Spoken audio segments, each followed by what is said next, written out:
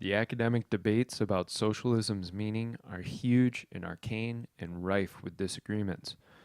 But what all definitions have in common is either the elimination of the market or its strict containment, said Francis Fox Piven, a scholar of the left at the City University of New York and a former Democratic Socialists of America board member. This quote was given in an article by Jeff Stein of Vox.com covering democratic socialism. Piven is right. The argument about the true meaning of socialism is rife with disagreements over parameters and meanings. One thing is consistent, and that is a belief in tearing down or severely controlling the market. One step beyond this is a focus on the society at large, how it must cooperate under strict controls. In our world, there are two philosophies that seem to be competing for control of a nation and an individual's adherence. These are socialism and classical liberalism. The two competing philosophies boil down to who has the ownership or control of the means of production, i.e. the economy, and a hierarchy within a society. Socialism is the engineering of society, a hands-on approach. It tends to hold that the government is the most efficient way to enforce this new society, whereas classical liberalism puts the individual as the highest priority. This individual's liberty is sacred, and anything seeking to control or limit that liberty must be resisted. Government's role in a classical liberal society is to protect the individual and their property, whether it be their body, results of voluntary transaction, think land or purchases, or intellectual. A lot of terms are being thrown around today, and the cluster can be confusing. Often, conservatives know they don't like socialism or Marxism, but they aren't quite sure how they're different, or if in fact they truly are. A thorough video explaining the history of the various movements could be useful, but falls outside the scope of this video, so this will stay as brief and clear as possible. The idea of socialism did not start with Marx himself. Marx fashioned a philosophy that drew from these ideas already percolating through society, especially German society. Marx's idea rested on the notion that a worker's product was a realization of that person's self, an ultimate creative showing of their inner person. He felt capitalism is the theft and abuse of that person's creation, putting profit into another person's hands who is stealing the creative property for gain. He further argued that the capitalist process hollowed out humanity. Socialism today argues that a free market is destructive to a society, and that biases within the society are only exacerbating the problem. Communism goes one step further and argues for a stateless, classless, and moneyless society. No wrongs, no USA at all! No borders, no walls, no USA at all! In all seriousness, the goal of communism is a utopia without imbalances in that society. It believes that profit and oppression are the evils upon which capitalism thrives. Simple terms, all communists are socialists, but not all socialists are communists. It's a spectrum of belief. Much like the conservative side can run the gamut from support for certain social programs to no support for any social programs. Amidst the spectrum of socialism, we see a few different versions emerge. We have communists who either argue for a communist world free from borders, moving into nationalist communists who believe in borders but communism within that country. And while the original idea of communism is for state to eventually wither away and die, it has never reached that form. It instead always ends in despotism. There are democratic socialists who believe in the abolition of capitalism for an economy run either by the workers or the state. They believe in ending private ownership of any industries whose products are viewed as necessities and democratize private business. Some feel that participating in the democratic system as it currently functions is the best way to bring about reform, while others are more revolutionary, feeling that the current system is capitalistic and therefore invalid. Then there are the Social Democrats, who adopted certain capitalist policies and philosophies.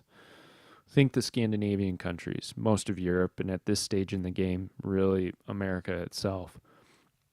They tend to believe in a more free market capitalist structure of the economy, but have large social program systems and inherent philosophies that focus on the removal of hierarchy and oppression. While economics play a large role, it is the obsession with social engineering that is deeply important priority of socialism. Jared Abbott, a member of the Democratic Socialists of America's National Steering Committee, stated, "Socialism is about democratizing the family to get rid of patriarchal relations, democratizing the political sphere to get genuine participatory democracy, democratizing the schools by challenging the hierarchical relationship between the teachers of the school and the students of the school. Socialism is the democratization of all areas of life, including but not limited to the economy." Anywhere we see the word democratizing, we can replace it with equalizing and get the same message. Democratic socialists as a whole want to equalize the family, the school, and the business. What classical liberalism sees as the vital nature of the family structure and the natural positions of being raised up, socialism sees the introduction of oppression at an early age. To democratize the family unit is to provide the children with an opinion of the same worth as the father. And if one were to say, well, that's not exactly what he's saying, you don't need to look any further than the democratizing or equalizing of the teacher-student-school relationship. In a democracy, we believe in the principle that each vote has the same worth. This means that each vote in the school must have the same worth. Your kindergartners deserve the same vote on discipline as the principal. I have a strong distaste for socialism, not because of its theories of a better society, but because I believe those theories are actually dangerous when put into place. What's worse is that Marxism and communism are adept at using the back door of the social democracy to make themselves at home. Marxism uses a transitional stage between capitalism and communism to infiltrate into as many areas as possible. It uses the soft speech of the less radical and slowly manipulates that speech into more and more radical directions.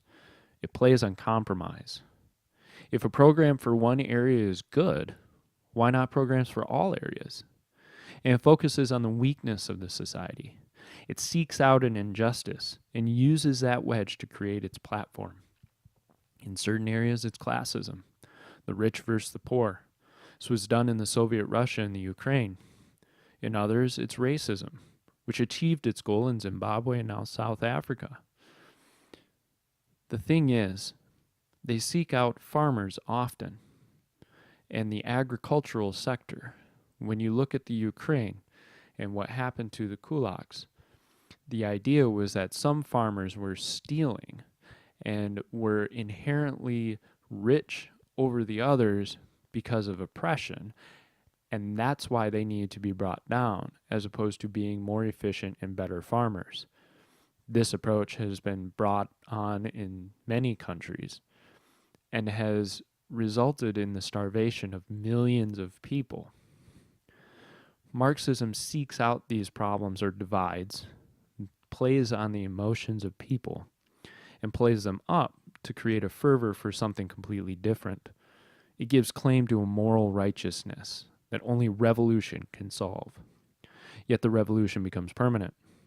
Notice Cuba has never celebrated a successful end to their revolution. Many times democracy is the vehicle which introduces socialism, and it brings it to full force. Humans are self-interested, and when they offered the opportunity to vote themselves a larger share of something, it's too enticing not to approve. Benjamin Franklin said, "When the people find that they can vote themselves money, that will herald the end of the republic. And once the ball is rolling, it becomes more difficult to stop the process."